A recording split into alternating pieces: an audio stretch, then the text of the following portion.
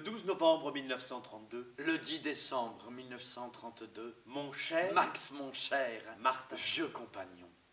te voilà de retour en Allemagne, comme je t'envie. Merci de la promptitude avec laquelle tu m'as adressé les comptes et le chèque. Mais ne te crois pas obligé de me commenter nos affaires avec un tel luxe de détails. Tu sais que je suis d'accord avec tes méthodes, d'autant qu'ici, à Munich, je suis débordé par mes nouvelles activités. Le 18 mai 1933, cher Martin, je suis bouleversé par l'afflux de reportages sur ta patrie qui nous parviennent.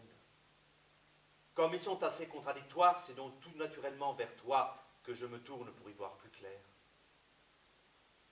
Je suis sûr que les choses ne vont pas aussi mal qu'on veut bien le dire. Notre presse s'accorde à parler d'un terrible pogrom. Qu'en est-il? La pièce dans laquelle joue Grisel fait un triomphe et se donnera jusqu'à la fin du mois de juin. Elle m'écrit qu'on lui a proposé un autre rôle à Vienne et un autre encore superbe à Berlin pour cet automne. C'est surtout de ce dernier dont elle me parle, mais je lui ai répondu d'attendre pour s'engager que les sentiments anti-juifs se calment.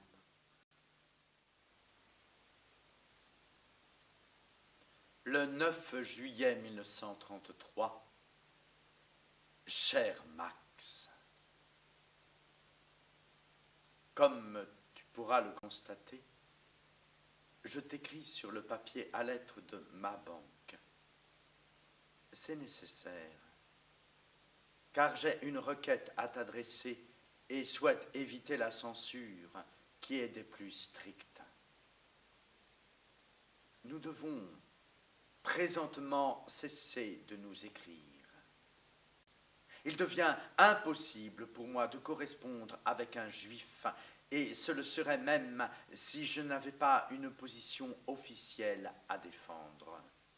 Après la défaite, nous avons plié les Chines pendant 14 ans. Pendant 14 ans, nous avons mangé le pain amer de la honte et bu le brouet clair de la pauvreté. Mais maintenant, nous sommes des hommes libres. Nous nous redressons, conscients de notre pouvoir. Nous relevons la tête face aux autres nations. Nous purgeons notre sang de ces éléments impurs. C'est en chantant que nous parcourons nos vallées, nos muscles durs vibrent, impatients de s'atteler à un nouveau labeur, et nos montagnes résonnent des voix de Wotan et de Thor, les anciens dieux de la race germanique.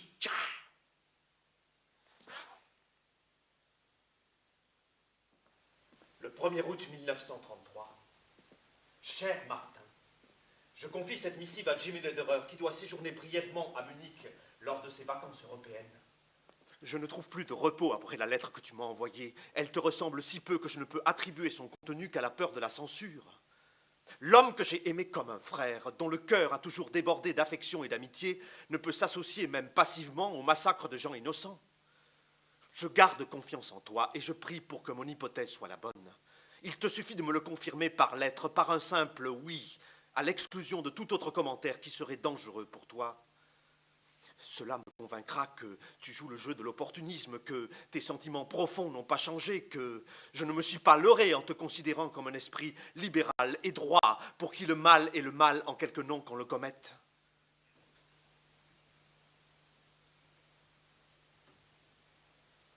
Le 18 août 1933, cher Max,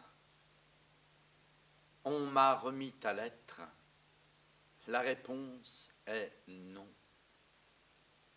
Tu es un sentimental.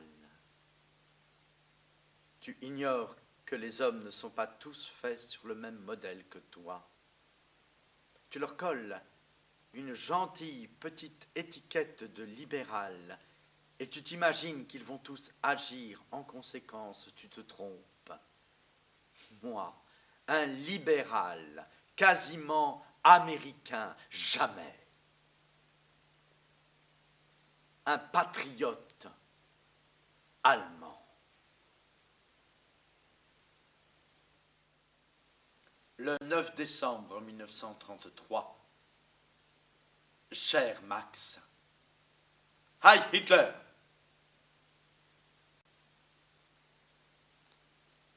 Je regrette beaucoup d'avoir de mauvaises nouvelles à t'apprendre. Ta sœur est morte. Il pleut ici depuis 18 jours, 17 centimètres et demi d'eau dans les rues. Quelle saison pourrie. Oui, vraiment, je sais pourquoi tu as fait ça. Et ne vois-tu pas que je ne pouvais pas intervenir, que je n'ai même pas osé tenter d'intervenir?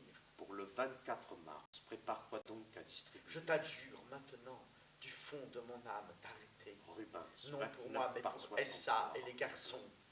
Pense ce que cela signifierait pour eux si on m'emmenait et qu'ils ne sachent même pas si je suis vivant ou mort. Sais-tu ce que c'est qu'être envoyé dans un camp de concentration? Veux-tu vraiment me coller le dos au mur et pointer une mitraillette sur moi? Je t'en supplie, cesse. Cesse maintenant que tout n'est pas encore totalement perdu. Désormais, c'est pour ma vie que je crains, Max. Pour ma vie. Le jeune Blum est parti avec des précisions sur le Picasso. Il déposera des huiles à Hambourg et à Leipzig et se tiendra ensuite à ta disposition. Est-ce bien toi qui commets cette horreur? Rubens, 29 Toi, par mon bon 63, vieux Max, que j'ai aimé comme un Giotto, frère. 1 par Mon Dieu, mais 317 tu n'as donc en vert pas et blanc. de pitié. Poussin, 1 par Assez. 61 Je t'en en supplie, rouge. arrête tant qu'on peut encore Rubens, me sauver. 29 par 63 en bleu. Giotto, 1 par C'est du fond de 77 mon cœur en vert et rempli blanc. pour toi d'une Poussin, vieille 1 par affection 61 que je en t'implore. rouge et blanc. Martin, Avec tous nos souhaits de réussite, Elgenstein.